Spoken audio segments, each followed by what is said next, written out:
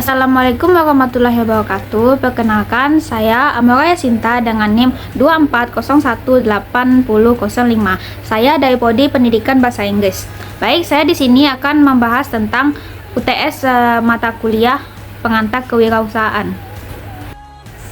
Soal yang pertama, bagaimana pendapat saya tentang pengusaha itu dilahirkan, pengusaha dibentuk, atau pengusaha dilahirkan dan dibentuk? Menurut analisis saya, pengusaha itu dibentuk karena pengusaha yang sukses sebagian besar dipengaruhi oleh pengalaman, pembelajaran, serta lingkungan.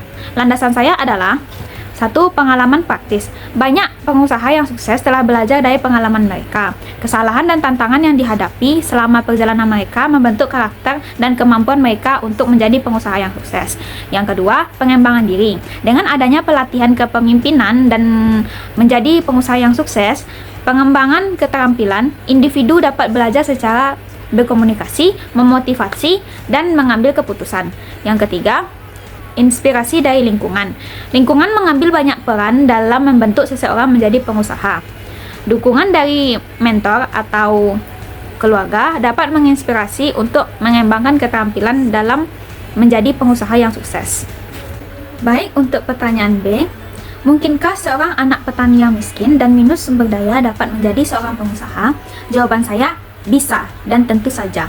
Karena seorang anak petani yang miskin dan minus sumber daya memiliki kegigihan dan kemungkinan serta peluang yang besar untuk menjadi seorang pengusaha. Contoh nyata yang saya temukan adalah Nadiem Karim. Nadiem adalah seorang pendiri Gojek yang berasal dari keluarga yang tidak kaya. Namun dia berhasil menciptakan sebuah platform yang dapat merevolusi transportasi di Indonesia. Begitulah, walaupun kita berasal dari keluarga yang tidak kaya, tapi dengan kegigihan dan ketekunan, apapun bisa kita raih meskipun kita hanya seorang anak petani. Pertanyaan kedua bagian A, ciri terkuat mana dalam diri pengusaha yang ada di diri saya? Ciri terkuat dalam diri saya yaitu berani mengambil risiko. Dalam kehidupan sehari-hari, saya sering menghadapi situasi di mana saya harus mengambil keputusan yang berisiko. Namun, saya tidak merasa terbebani akan keputusan yang saya ambil dan saya tidak merasa menyesal setelah mengambil keputusan tersebut. Bukti dalam keseharian saya yaitu, yang pertama, mencoba ide baru. Ketika saya sedang mengerjakan suatu tugas atau proyek, saya tidak ragu untuk mengusulkan ide-ide baru meskipun ide yang saya kemukakan berkemungkinan tidak disetujui oleh orang banyak. Yang kedua, berani mengusulkan diri sebagai ketua dalam regu. Saat saya sudah berada dalam kelompok belajar dan itu memerlukan ketua regu, saya mampu mengambil peran tersebut meskipun akan ada beberapa tantangan sulit yang akan saya hadapi. Pertanyaan bagian B, ciri terlemah mana yang ada di dalam diri saya? Ciri terlemah dalam diri saya yaitu kurang mampu mengelola waktu. Dalam keseharian, saya selalu sulit mengelola waktu. Terkadang jika saya berada dalam situasi atau suasana hati yang kurang kondusif, saya akan mengambil sejenak waktu untuk mengembalikan suasana hati saya. Tantangan yang saya hadapi yaitu yang pertama, penundaan tugas. Saya terkadang suka menunda tugas, terutama tugas yang sulit dan deadline yang masih lama. Hal ini menyebabkan penumpukan tugas dan deadline yang hampir bersamaan. Yang kedua, kesulitan dalam prioritas. Saya terkadang kesulitan menentukan mana tugas yang lebih diprioritaskan, sehingga saya suka menghabiskan waktu pada tugas yang kurang mendesak.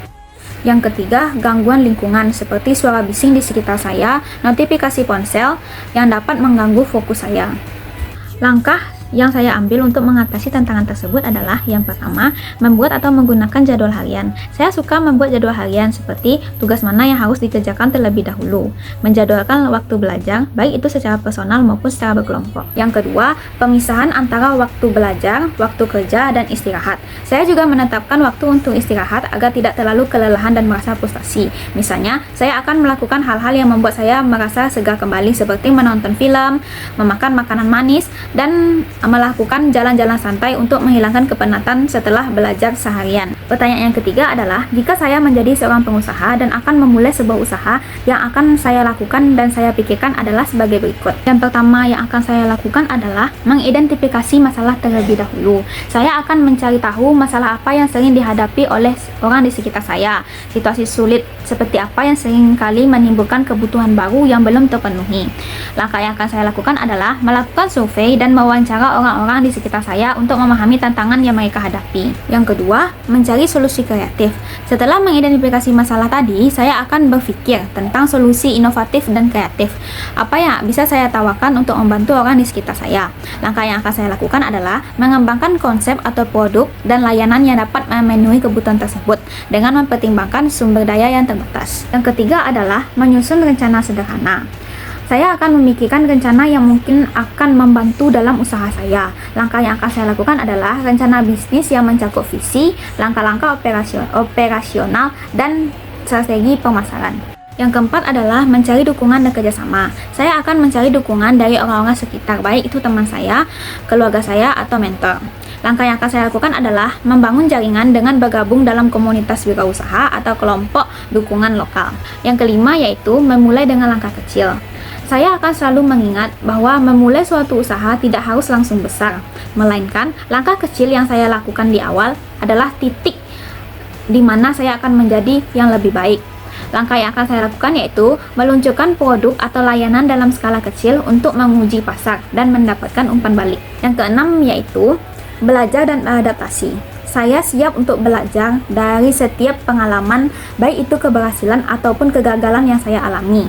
Langkah yang akan saya lakukan yaitu rutin mengevaluasi diri dan berani melakukan perubahan yang lebih baik. Sekian dari saya mohon undur diri. Assalamualaikum warahmatullahi wabarakatuh.